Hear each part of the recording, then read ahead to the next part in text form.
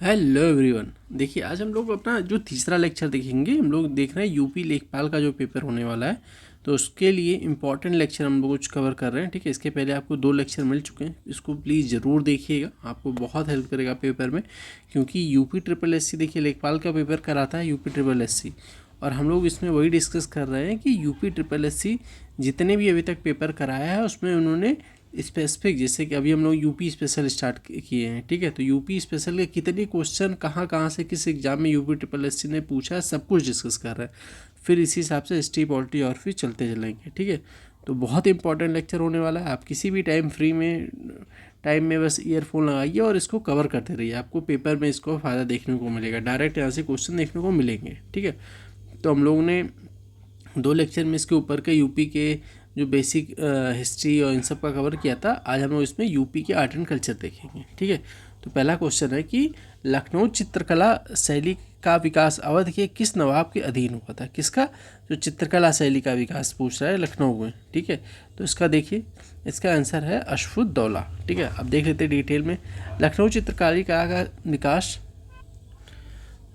तो लखनऊ चित्रकला शैली का विकास अवध के नवाब अशफुद्दौला के अधीन हुआ था। ठीक है, लखनऊ की चित्रकला की शैली, देखिए यहाँ पे ना 2 चीज़ें हैं कि यहाँ से भी क्वेश्चन आपको बन सकता है। कैसे बन सकता है देखते हैं कि लखनऊ में चित्रकला की वाश और टप्पा के नाम से 2 शैलियाँ विकसित हुई थी। अब सीधे आपको यहाँ से पूछ सकता है, ऑप्शन देखिए कि भाई लखनऊ में चित्रकला की कौन कौन सी शैलियाँ हैं, तो एक में वाश और टप्पा दे सकता है, दूसरे में जरदोजी या चिकनकारी करके कुछ दे सकता है। तो ऐसे ध्यान रखना होगा कि वाश और टप्पा के नाम से 2 शैलियाँ विकसित हुई थी।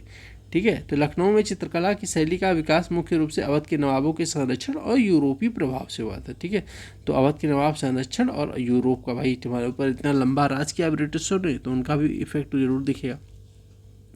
नेक्स्ट क्वेश्चन है कि उत्तर प्रदेश में स्थित भदोही निम्नलिखित में से किस कला के लिए प्रसिद्ध है। तो बहुत इजी क्वेश्चन है, आपने बहुत बार सुना होगा। तो भदोही किसके लिए, कालीन निर्माण के लिए प्रसिद्ध है। ठीक है, इसको भदोही को कालीन नगरी के नाम से भी जाना जाता है, ध्यान रखिएगा। मुगल शासक अकबर के शासनकाल में 16वीं शताब्दी के अंत में मिर्ज़ापुर भदोही क्षेत्र में कालीन की बुनाई शुरू हुई थी। कब, 16वीं शताब्दी में, अकबर के टाइम पीरियड में।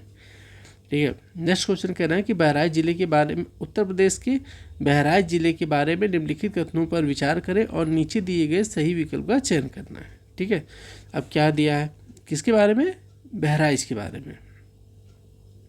जिले में बने गेहूं के डंठल से बने हस्तशिल्प उत्पादों ने बहुत लोकप्रियता हासिल की है। ठीक है, पहला स्टेटमेंट। दूसरा स्टेटमेंट क्या करेंगे, इस क्षेत्र के शिल्पकार अनोखी कलाकृतियां बनाते हैं जिनके चित्रों का आकार गेहूं के डंठल का उपयोग करके कपड़ों के फ्रेम पर तैयार किया जाता है। इन कलाकृतियों की चमक समय के साथ बढ़ती जाती है।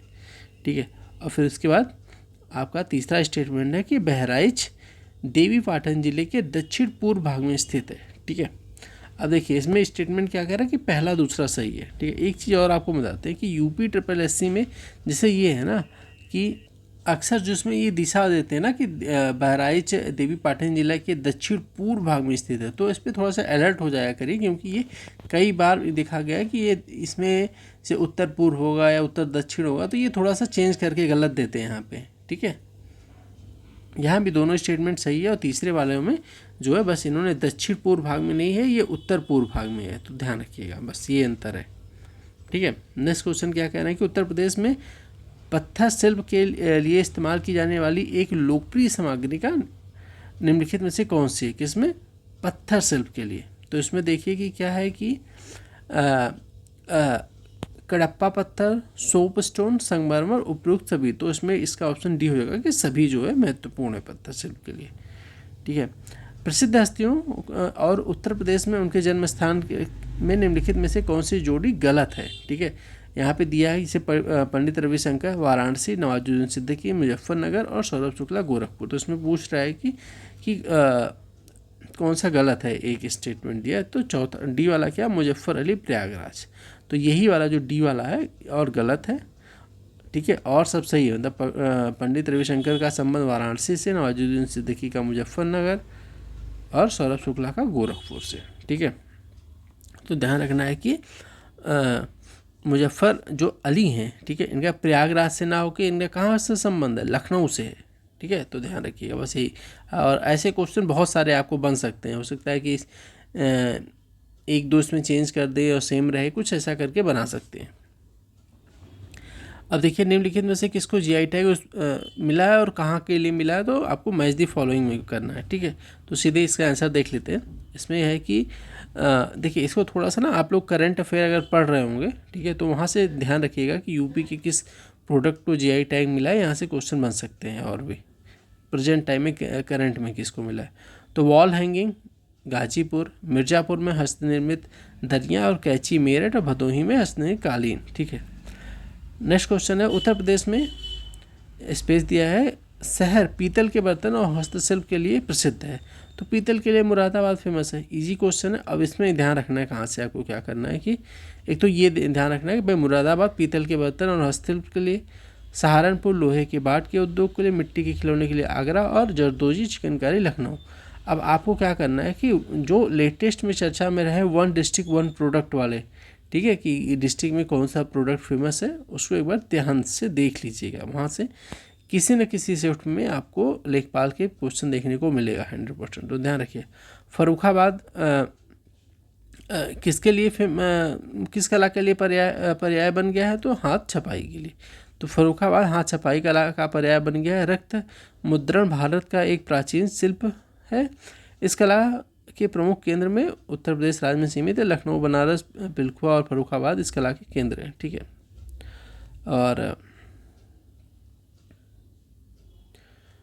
नेक्स्ट है कि कला मथुरा में स्टेसिलिंग की परंपरा की कला है, तो क्या है, तो सांझी कला मथुरा में स्टेसिलिंग जो है इसके लिए फेमस है।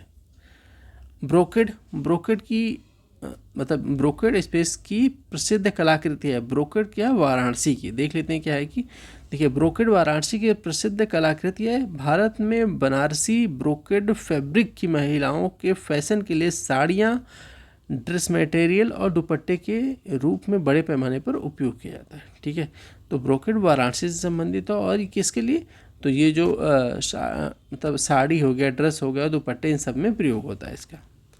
भोजन के समय खाद्य पदार्थों को सजाने की औपचारिक परंपरा निम्नलिखित में से कौन सी है, तो इसको कहते हैं दस्तरखान। ठीक है, जो लखनऊ आसपास एरिया होंगे तो आपने देखा होगा दस्तरखान, वहाँ पे बहुत सारे दस्तरखान के नाम से फेमस रेस्टोरेंट भी हैं। तो ये हो जाता है कि भोजन को जो सजाने की परंपरा उसको दस्तरखान बोलते हैं। ठीक है,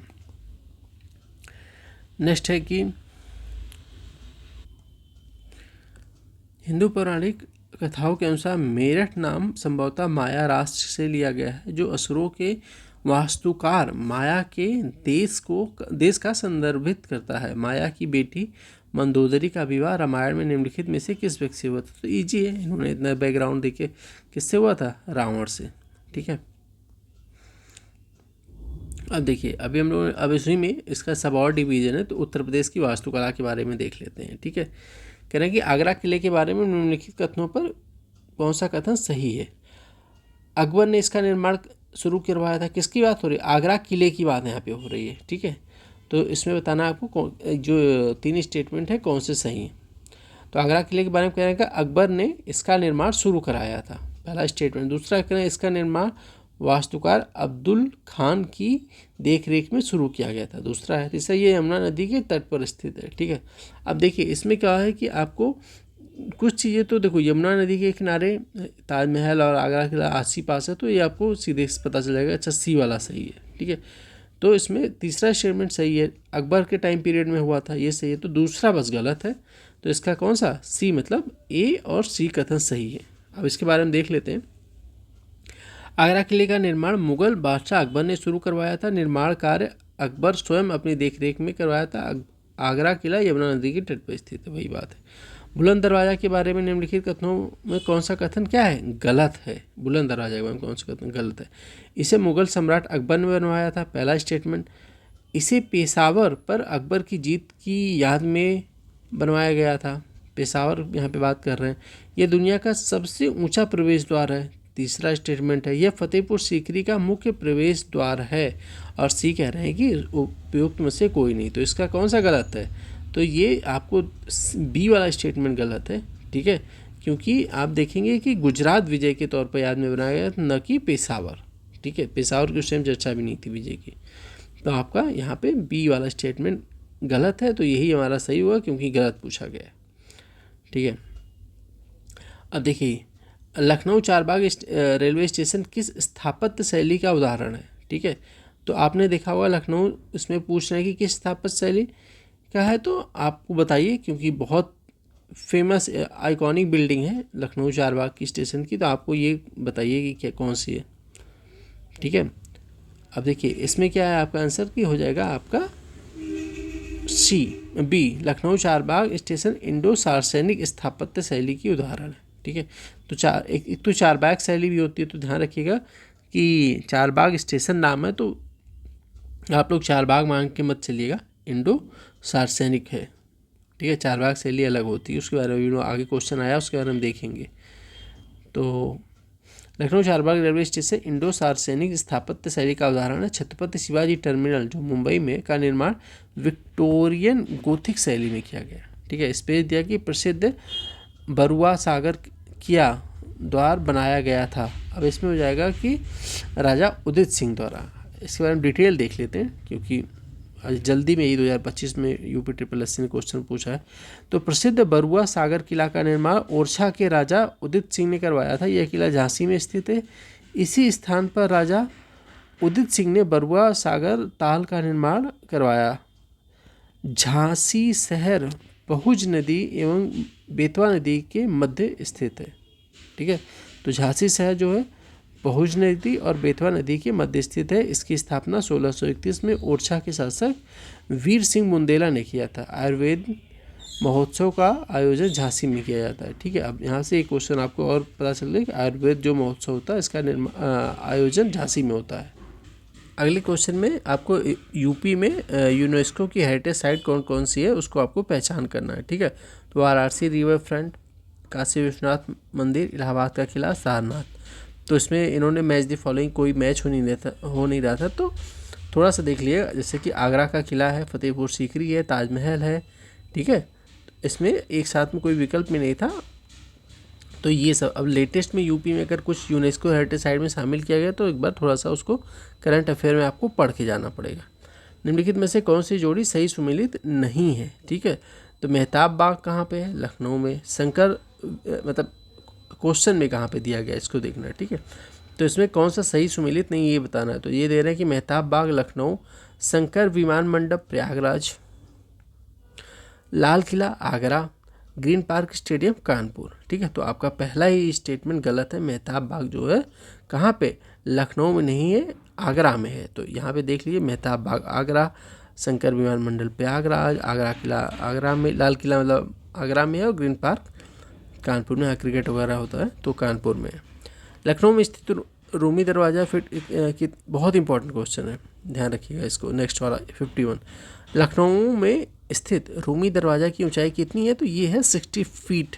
ठीक है, और इसको अवध के नवाब अशफुद्दौला ने 1784 में इसका निर्माण करवाया था। ठीक है, देखिए अब देखते थे देवगढ़ में स्थित गुप्त काल का दशावतार मंदिर जो कि भगवान विष्णु को समर्पित है। अपनी वास्तुकला की शैली के कारण उत्तर भारत के सबसे प्राचीन ज्ञात है। क्या है, अब पंचायतन मंदिर। ठीक है, पंचायतन में होता है कि बीच में एक मंदिर होता है और चारों कोने पे छोटे छोटे मंदिर होते हैं, जो पंचायतन शैली में आते हैं। ठीक है, तो कह रहे हैं कि उत्तर प्रदेश के ललितपुर जिले में देवगढ़ में स्थित दशावतार मंदिर उत्तर भारत में स्थित सबसे प्राचीन पंचायतन मंदिर निर्माण शैली में निर्मित किया गया। भगवान विष्णु को समर्पित यह मंदिर गुप्त काल में निर्मित है। पंचायतन शैली के मंदिर में मुख्य मंदिर 4 सहायक मंदिरों से घिरा होता है। वही कि एक यहाँ पे मंदिर बीच में रहेगा और 4 छोटे छोटे सहायक, मतलब चारों कोनों पे छोटे छोटे मंदिर होते हैं। पंचायतन शैली में निर्मित अन्य मंदिर में उदयपुर का जगदीश मंदिर है, खजुराहो का लक्ष्मण मंदिर है, कंदरिया महादेव का मंदिर और भुवनेश्वर में ब्रह्म देव का मंदिर है। ठीक है, तो अगला जो इसमें हम लोग उत्तर प्रदेश के त्यौहार अगले वीडियो से कवर करेंगे। इसमें बस यहीं तक रखते हैं। जल्दी आपको कोशिश की जाएगी कि दिन में 2-2, 3-3 ऐसे छोटे छोटे वीडियो में आपको कवर कर दिया जाएगा। ठीक है, मिलते हैं नेक्स्ट वीडियो में, तब तक के लिए धन्यवाद।